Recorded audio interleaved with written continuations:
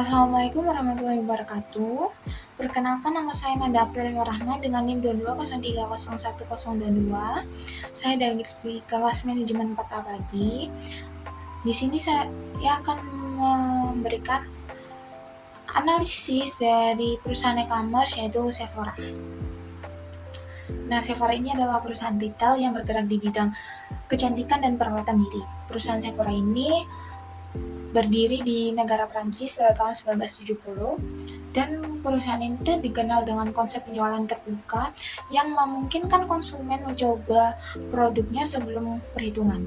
Nah, Sephora ini menjual produk lebih dari 300 merek termasuk NARS Cosmetic, Makeup Forever, Urban Decay, dan banyak lainnya. Nah, Sephora ini memiliki lebih dari 2.300 gerai di 33 negara dan menghasilkan pendapatan sekitar 4 miliar dolar hingga tahun 2013. Nah, di Indonesia sendiri, Sephora beroperasi di bawah PT Pananwangi Abadi. Untuk anak perusahaannya ini ada di PT Mitra Adi Perkasa. Dengan 19 gerai toko yang menjual produk dari 62 merek kosmetik kelas atas. Nah, Sephora ini tidak hanya menjual makeup saja. Sephora itu juga menjual skincare, hair care, dan masih banyak lagi. Menurut saya, Sephora ini beroperasi dalam jenis e-commerce B2C atau bisnis ke konsumen. Karena Sephora ini menjual produk-produknya secara langsung ke konsumen melalui toko-tokonya yang berada di berbagai mall di Indonesia. Nah, konsumen ini dapat langsung mencoba produk sebelum membelinya. Sephora juga memiliki website dan aplikasi mobile yang memungkinkan konsumen melakukan pembelian secara online.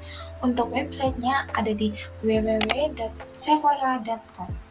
Sephora pastinya memiliki keunggulan dan kelemahan di perusahaannya yang memungkinkan untuk tetap berada di puncak industri kecantikan.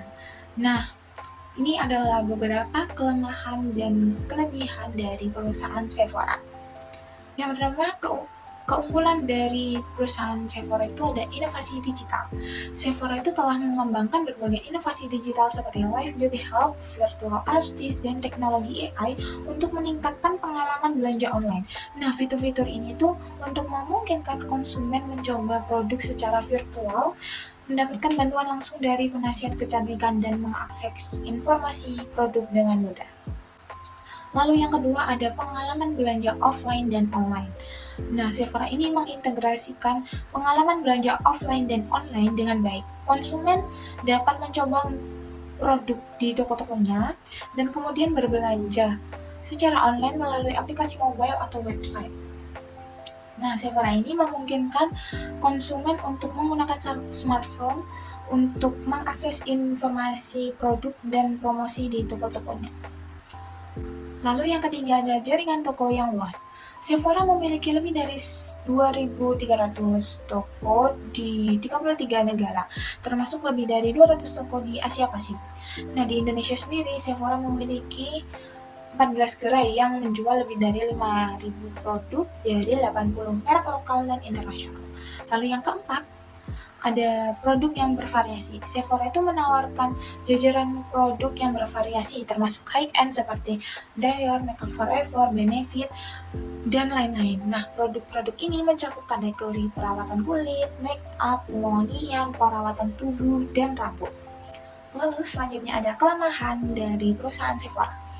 Yang pertama, biaya operasional di Sephora itu tinggi. Nah, Sephora itu menghabiskan puluhan juta dolar setiap tahunnya untuk e-commerce yang dapat menjadi beban yang signifikan bagi perusahaan. Nah, biaya ini tuh termasuk pengembangan inovasi digital, pengeluaran untuk memperluas jaringan toko, dan pengeluaran untuk mempertahankan reputasi merek yang kuat. Lalu, yang kedua ada merek eksklusif. Sephora ini tergantung pada merek-merek eksklusif seperti NARS Cosmetic, Makeup Forever, dan lain-lain. Jika salah satu merek ini mengalami penurunan popularitas atau kebangkrutan, Sephora ini dapat mempengaruhi secara signifikan. Lalu yang ketiga ada kemampuan untuk menyelaraskan dengan perubahan pasar. Nah, Sephora ini harus selalu mengadaptasi strategi bisnisnya dengan perubahan pasar yang cepat. Ini tuh termasuk mengikuti tren kecantikan baru, mengembangkan produk yang sesuai dengan kebutuhan konsumen, dan mempertahankan reputasi merek yang kuat di tengah persaingan yang semakin ketat. Lalu yang keempat, yang terakhir, itu ada ketergantungan pada pasar global. Nah, Sephora memiliki jaringan toko yang luas di seluruh dunia, namun ketergantungan pada pasar global dapat membuat perusahaan rentan terhadap fluktuasi ekonomi dan perubahan kebijakan di negara-negara yang berbeda. Nah, Sephora juga memiliki cara untuk bertransaksi. Informasi tentang transaksi pembayaran dan pengiriman dari Sephora.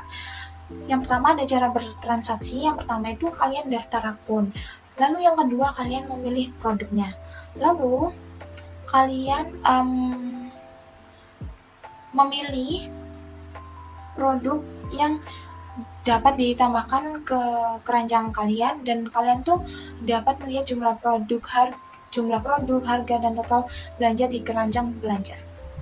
Nah, untuk metode pembayarannya itu Sephora menerima berbagai metode pembayaran termasuk kartu kredit, kartu debit, dan beberapa metode pembayaran online lainnya. Lalu untuk potongan harga, Sephora memberikan potongan harga untuk para member yang baru mendaftar. Potongan harga ini berlaku untuk total belanjaan. Lalu yang ketiga, Sephora menyediakan kupon diskon.